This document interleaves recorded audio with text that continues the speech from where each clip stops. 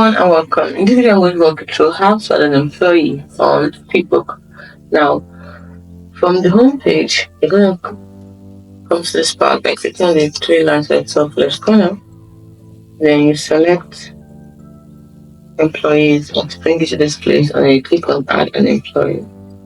Then you can put your new team member name, first name, last name, email, hire date, and then click add employee. So let's go to first name for this person, total chaos, and then email, let's choose any email we like. This email we like. Dates the person was hired. Then add employee. It's as simple as that. That is how to add employee to Quickbook. Hope you find the video helpful. Do not forget to like and subscribe to the channel for more info.